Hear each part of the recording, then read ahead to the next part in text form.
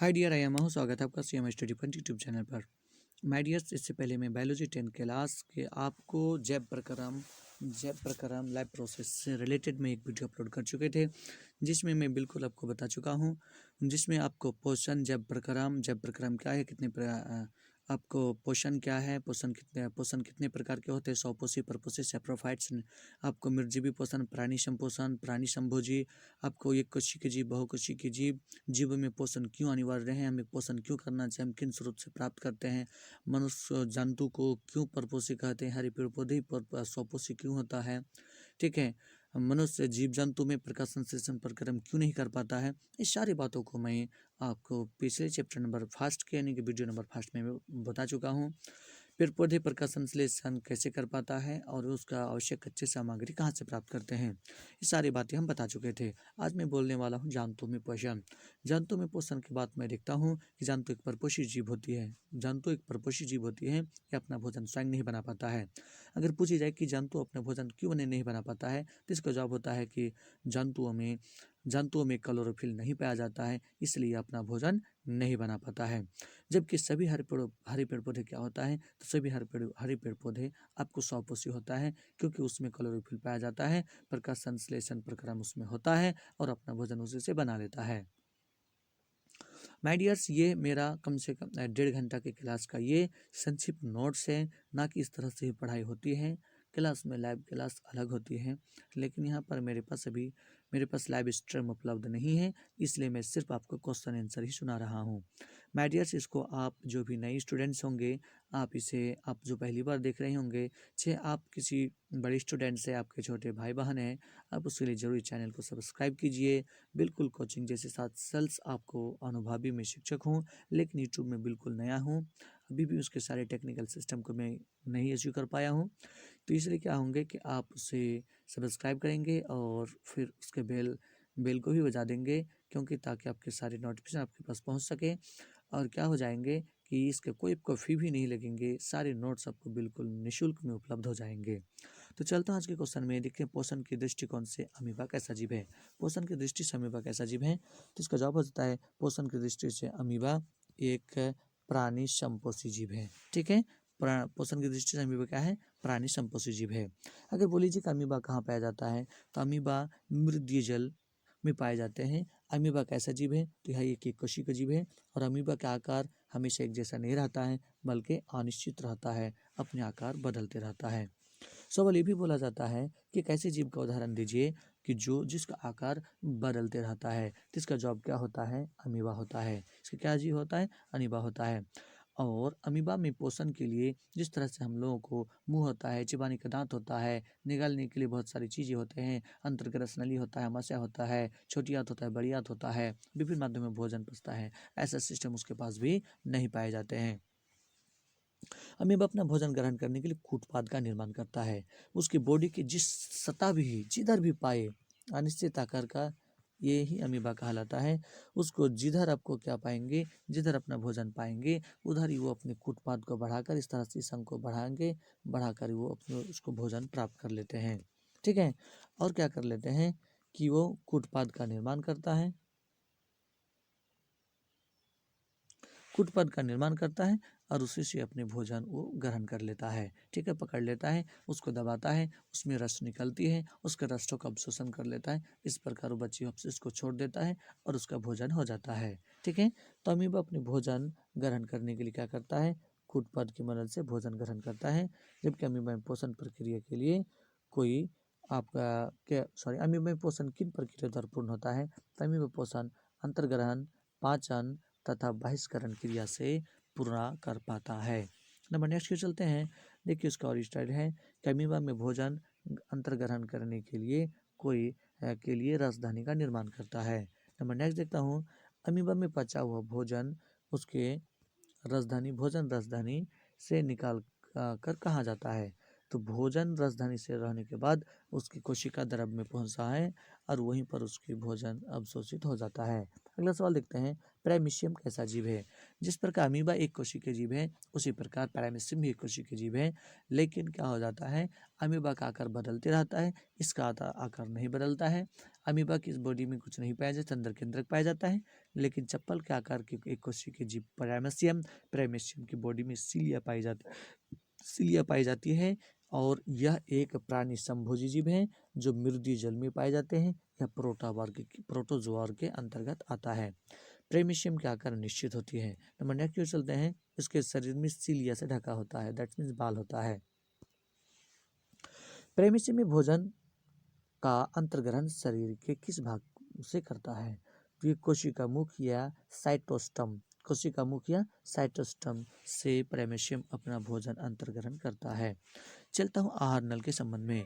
आहार नल क्या है, तो मनुष्य तथा सभी उच्च श्रेणी के जंतुओं में भोजन के पाचन के लिए एक विशेष अंग होते हैं, उसे आहार नल कहते हैं।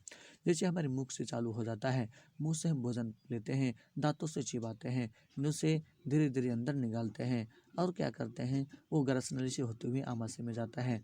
वहाँ पर HCl के अम्लीय माध्यम में भोजन पचन होता है। फिर अग्नाशय, फिर छोटी आंत बड़ी आंत होते हुए भोजन हमारा पूरी पची हुए भोजन का अवशोषण छोटी आंत में हो जाता है। ठीक है, ये सारी चीजें होती हैं, इसी सिस्टम को आहार नल कहते हैं। आगे देखते हैं आहार नल इस आहार नल से संबंधित पाचक ग्रंथियों द्वारा पाचन क्रिया मिलकर पाचन तंत्र का निर्माण करता है। और मनुष्य के आहार नल की लंबाई लगभग 8 मीटर से 10 मीटर होती है। कितनी होती है, 8 मीटर से 10 मीटर होती है। ठीक है, जिसमें सबसे बड़ा कौन होता है, छोटी आंत होता है। छोटी आंत की लंबाई लगभग 6 मीटर होती है। नंबर नेक्स्ट क्यों चलते हैं, आगे देखते हैं कि मनुष्य का आहार नल मुख गुहा से शुरू होकर अंतिम माल द्वार रेक्टम तक फैली होती है। कहाँ तक, रेक्टम तक। मुख गुहा से चालू होकर रेक्टम तक फैली होती है। अगर बोल लीजिए मनुष्य के आहार नल का पहला भाग कौन होता है, तो मनुष्य के आहार नल का पहला भाग उसका मुख होता है और मुख में ही कार्बोहाइड्रेट का पाचन हो जाता है, जो आपको इमाइलेज लार के रूप में। नंबर नेक्स्ट देखते हैं स्वाद गलिया क्या होता है। माय डियर्स, देखेंगे, जीभ खोल कर देखेंगे तब को देखने मिलेंगे, यंत्र से सोचेंगे तो देखिए कई चीज़, सब चीज़ में 7th क्लास में जो बच्चों को आसानी से बड़ी बेस्ट बताता हूँ, उसको लिखाता सिखाता समझाता भी हूँ। तो देखिए कि स्वाद गलिया जीभ में छोटी छोटी रसंकुर होती है, जिसे स्वाद गलिया कहते हैं। ये स्वाद गलिया ही हमारे खट्टे मीठे, आपको कड़वे तीते मीठे चीज़ का अनुभव कराता है ना, ये अनुभव कराता है। और ये क्या हो जाता है, वैसे जीभ जो चलता है, देखिए दाएं बाएं आगे, आपको आगे सब तरफ उसका जीभ होता है, लेकिन तो भी आज तक इसमें कोई एक्सीडेंट नहीं होता है। अर्थात ये हमारा मस्तिष्क द्वारा इसको संचालित होता है। अगर हम जानबूझकर भी चाहते तो बोलिए जीभ हमारे मुंह में कितने बार दबा जाता, कितने बार दांत में आ जाता और हमें कितने दर्द का अनुभव होते हैं। लेकिन ध्यान देते होंगे कि जीभ के अंदर, मुंह के अंदर जो हमारी जीभ है, लेकिन इसे कभी दबाता कम में है या नहीं है ना। जीभ एक मांसल रचना होती है, ठीक है। उसके बाद बोलते हैं दांत का वह भाग जो मसूड़े में धंसा होता है वो क्या कहलाता है, जड़ कहलाता है। जबकि देखिए टाइपिंग एरर में कुछ गड़बड़ी हो गई है। नंबर नेक्स्ट चलते हैं कि जड़ का दांत के जड़ तथा शिखर के बीच वाला भाग गर्दन कहलाता है दांत का, ठीक है। एक वयस्क व्यक्ति में 32 दांत होते हैं। जो प्रारंभिक अवस्था में जब बच्चा शिशु नवजात शिशु जन्म लेता है, उसके मुंह में कोई दांत नहीं होते हैं। फिर उसके मुंह में धीरे धीरे दांत आते हैं, दांत बढ़कर आगे बढ़ता है। फिर 20 दांत ऐसे दांत होते हैं जो टूट जाता है, फिर दोबारा निकाल आता है। ये लगभग 5 से 7 साल की उम्र के बीच ये दुधिया दांत टूटना चालू हो जाता है, ठीक है। उसके बाद बोलेंगे कि देखेंगे कि नए दांत फिर आते हैं। उसमें दांत देखिएगा, मनुष्य के दांत 4 प्रकार के होते हैं। मनुष्य के शरीर के सबसे कठोर पदार्थ कौन होता है, इनामेल होता है। इनामेल क्या होता है, जो डेंटाइन के ऊपर होता है। इनामेल कहाँ होता है, डेंटाइन के ऊपर होता है। जबकि डेंटाइन अगर कहाँ पूछा जाए तो मज्जा गुहा के ऊपर दांत स्थिति या डेंटाइन होती है, जो दांत को मैक्सिमम पार्ट्स वही निर्माण करता है। और डेंटाइन के ऊपर क्या होता है, इनामेल होता है। और इनामेल क्या होता है, मनुष्य के शरीर का सबसे कठोर पदार्थ जो दांत के ऊपर पाए जाते हैं ना, ऊपर लेयर होता है। मनुष्य के एक वयस्क व्यक्ति में कितने दांत होते हैं, एक वयस्क व्यक्ति में आपको 32 दांत होते हैं। 4 प्रकार के होते हैं। उसका नाम कर्तनक, इसे इंसाइजर कहते हैं, भेदक केनाइन कहते हैं, अग्र चावरणक प्रीमोलर कहते हैं, तथा चावरणक मोलर कहते हैं, ठीक है। अब नेक्स्ट देखते हैं कि ये 4 प्रकार की दांत होती है, सबको काटने, फाड़ने, चीरने, चिबाने का अलग होता है। अब देखेंगे जो शेर का, कभी किसी मांसाहारी लोमड़ी का, ये कुत्ते बिल्ली का दांत, जो 4 दांत होते हैं, आपके दांत में भी दिखिएगा 4 नोकीली दांत होती है, वो भेदक कहलाते हैं। पीछे वाला आपको चिबाने वाली 4 नोक कहलाती है, ठीक है। आगे वाला काटने वाला कहलाता है ना। वैसे दांत को एक अनमोल चीज़ होता है, इसे टूट जाने से वापस नहीं मिलता है।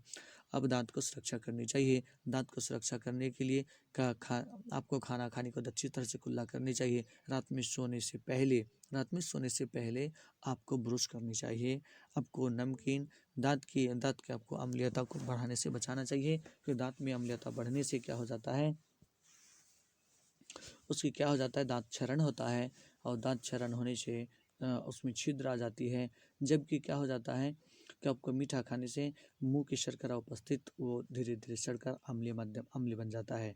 और जब अम्ल बन जाता है तो क्या हो जाता है, उसके दांतों की ऊपरी परत को वो कमज़ोर कर देता है, नर्म कर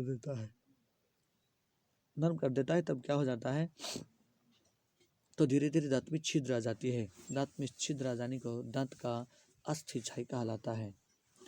ध्यान देंगे माय डियर्स, ये सिर्फ मैंने आपको 1.5 घंटा क्लास लेक्चर्स का एक संक्षिप्त नोट्स है, ठीक है। इनके अलावा बहुत सारी बातें होती हैं, ठीक है। अभी मेरे क्लास में, मेरे इस चैनल में लाइव स्ट्रीम उपलब्ध नहीं है, इसलिए मैं इसी ढंग से करता हूँ। प्लीज़ आप अगर नहीं होंगे, आप जो भी होंगे अपने दोस्तों में से शेयर करेंगे, ताकि मैं बहुत जल्द मैं अपनी यूट्यूब के कंडीशंस को मैं पूरा कर पाऊँ, और तब मैं अपने लाइव चला पाऊँ। लाइव क्लास चला पाएंगे तो फिर मैं बताऊँगा क्या और क्या क्या किस ढंग से होता है।